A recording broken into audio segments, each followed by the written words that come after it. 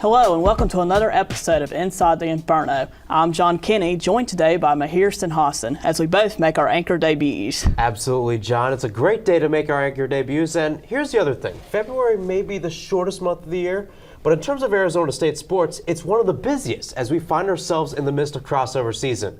So without further ado, let's get right to it.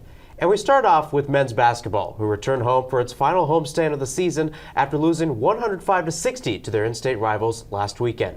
It started off with a matchup against Washington last night, and while the margin improved from last week, the result remained the same. Jack Bartlett was at Desert Financial Arena and has the recap on the nail-biting loss. After a slow first half, ASU lost in overtime to Washington 84-82. As head coach Bobby Hurley said, it was a troubling beginning for the starters, which gave way for the bench players to become pivotal roles in tying the game at the end of regulation. But for me to get to the point that I'm going to the bench to the degree I did in the second half, it kind of tells you all that you need to know about how furious one could get to get to that point. But then after that, it's like we flipped the switch, and that second unit came in, and they got stops, and we were able to put the ball, and it felt like we were stuck on 24 forever. I don't know how long it was, but it was a long time. And once we were able to break through that hurdle, then, you know, that group energized everything that we did the rest of the way. And as Bobby said, it was the bench players who got the job done for ASU tonight. Given the ups and downs of the first, Hurley said it was up to the players to get the job done. That there weren't a lot of adjustments that I could make or that we can make right now. That, you know, where the game was, I believe it was 21 points. You know, we had another collapse late in the half. It was about, like, you know, what do you want to look like here in the second half? Despite the loss, Frankie Collins broke Fat Lever's single-season steal record in school history on Thursday. Breaking the record, I mean, it's a great individual accomplishment, but I just feel like, I want to win. The Sun Devils will finish off a 3-game homestand against Washington State on Saturday and Arizona next Wednesday. In Tempe, Jack Bartlett, Inferno Intel. Now let's look ahead to Saturday's matchup with Washington State, which tips off at 6 p.m. The 21st ranked Cougars battled Arizona at McKell Center last night and stunned the Wildcats in what was a close contest all game long. The Cougars are hungry for a March Madness bid, as the last time they went to the dance was back in 2008. Yeah, and they're led by junior forward Jalen Wells, who had 27 points and went 6 for 10 from beyond the arc, canning all triples for the Cougars. As the Sun Devils look to get back in the win column, Washington State comes to Tempe looking for some momentum, so expect another tough battle at DFA on Saturday. Now we'll head over to the women's side, where they split their matchups with the Washington schools this past weekend. Our Ernie Jimenez joins us to preview this weekend's matchups against Cal and Stanford. Thank you, John. Arizona State women's basketball is on its final road trip of the season as they have only 4 games left till the Pac-12 tournament in March. ASU is 1-4 in their last 5 with their one win coming off a double overtime thriller against the University of Washington. ASU will face off against Cal Berkeley tonight at 8 p.m. Mountain Standard Time. In their previous matchup, the Sun Devils defeated the Golden Bears 76-71. All starters hit double digits in scoring and were led by sophomore guard Jaylen Brown, who had 21 points. A great defensive team effort led to 10 steals. To defeat Cal tonight, the Sun Devils will need a repeat of that defensive effort and will need to keep Cal off the glass.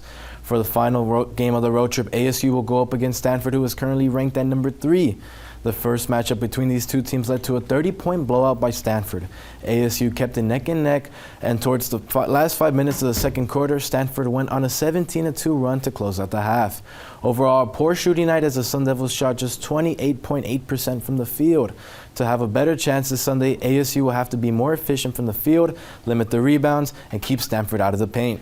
Currently sitting at 11-15 and 10th place in the Pac-12, the Sun Devils will need to turn it up a notch this final stretch of the season if they want to have an opportunity come March.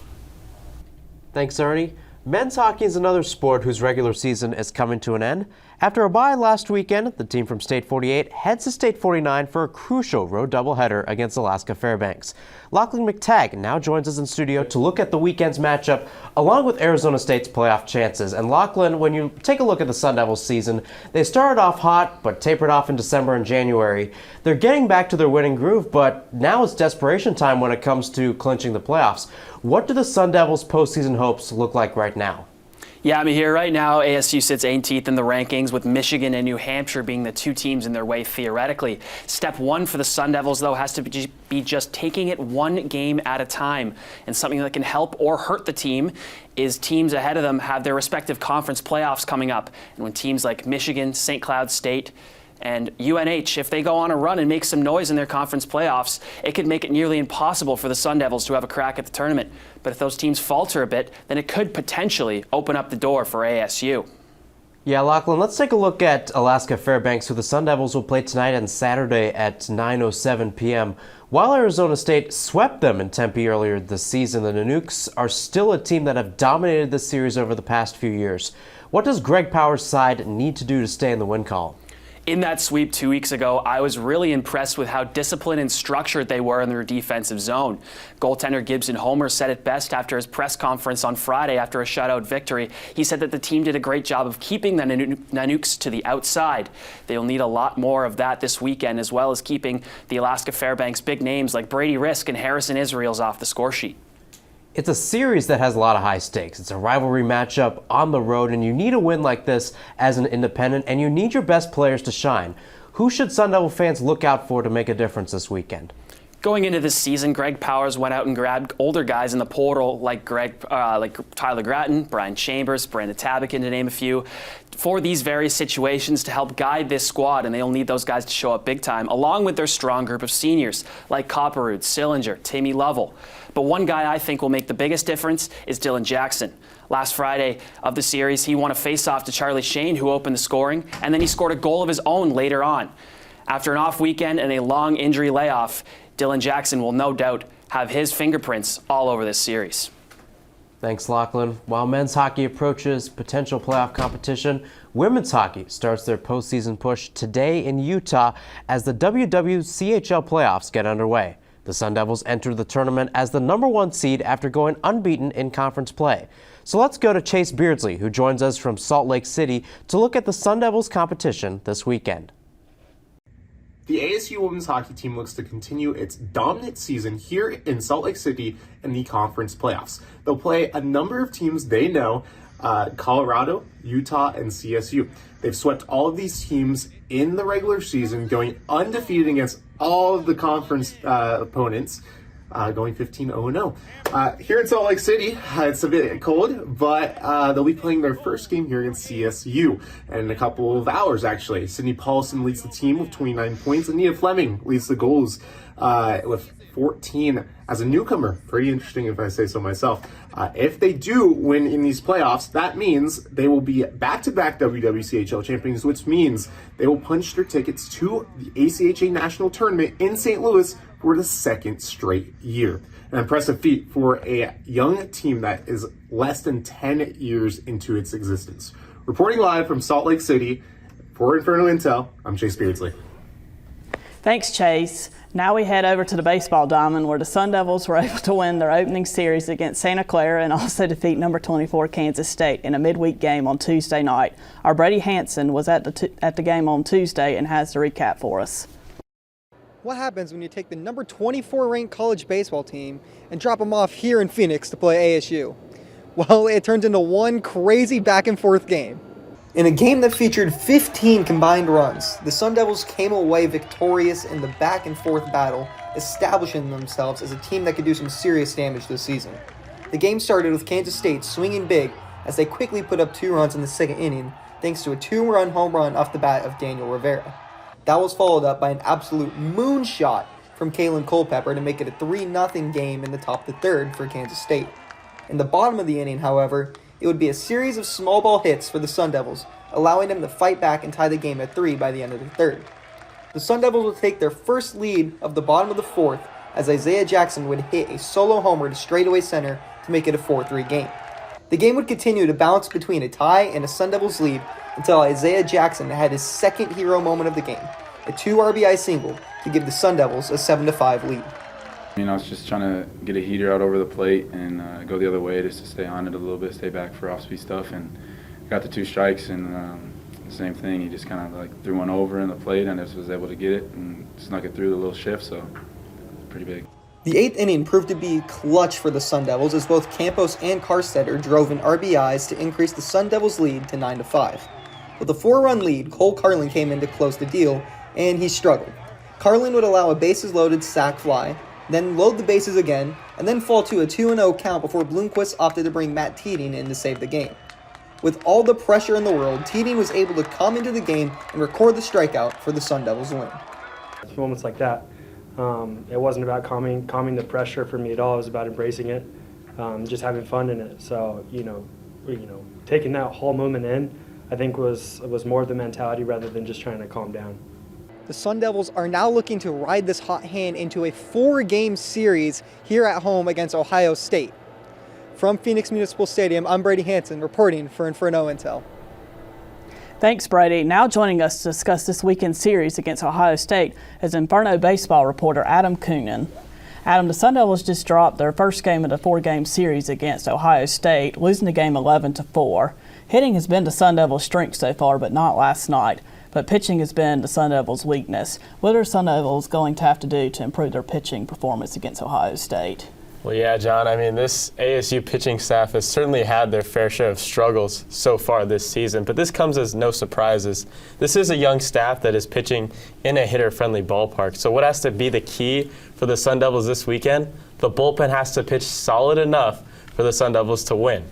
Coming into the weekend, Ohio State did not have a statistically explosive offense, averaging just over 4 runs a game.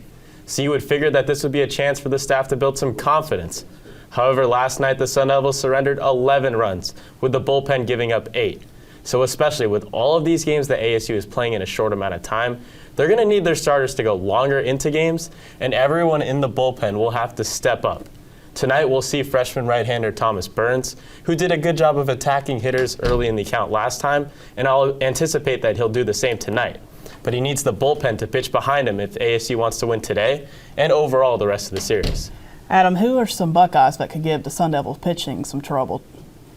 Well, last night, graduate senior outfielder Mitchell Oakley gave ASU major trouble. Even though he's only batting .235 so far this year, he found a groove as he went 3 for 4 with 2 RBIs. In addition, sophomore shortstop Henry Kazmar has been a reliable presence for the Buckeyes, batting .313 on the season with a .421 on-base percentage.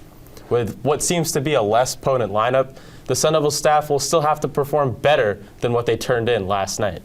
Who's a batter for the Sun Devils that fans should look out for? Well, I think you have to start with Isaiah Jackson. The sophomore outfielder has been nothing short of electric at the plate for the Maroon and Gold. So far, he's hitting .348 on the year with 13 RBIs and 3 home runs already. We also have to mention that last night ASU played without 2 of their top performers, with sophomore infielder New Contrades, who was out with a back issue and figures to be back sometime this week, along with freshman designated hitter Brandon Compton, who got the day off after bursting onto the scene, hitting .462 with a .923 slugging for the Sun Devils. Getting these guys back in the lineup should help the Sun Devils rebound after a shocking offensive performance last night where they only scored 4 runs. So ASU will have a big chance to bounce back tonight in Game 2 of the series against the Buckeyes at Phoenix Municipal. Thanks, guys. Let's head over from one diamond to another to look at softball. It's been a hectic start for Megan Bartlett's side, who hosts their 3rd consecutive classic this weekend after facing UTEP in a Wednesday doubleheader. Here to recap the action and preview this weekend's Sun Devil Classic is Hannah Kaufman. ASU softball has had an intense schedule the past few weeks. They held the first tournament of the season from February 8th to the 11th, as well as the Littlewood Classic this past weekend. They played in 5 games last weekend, winning 3 games and losing 2. The team defeated BYU, Illinois State, and Memphis. They lost to Virginia Tech, ranked 21 in a Mercy Rule 5 innings, and just fell short to Fullerton 3-4. Overall, this makes the team's record after these past 2 tournaments 6-4. Notable mentions from the past tournament include the BYU game when catcher Sarah Kinch hit a grand slam and pitcher Mac Osborne allowed just 1 run in 5 innings. In the game against Memphis, the Sun Devils scored 10 runs in the bottom of the first inning. Throughout the game, ASU had 6 stolen bases.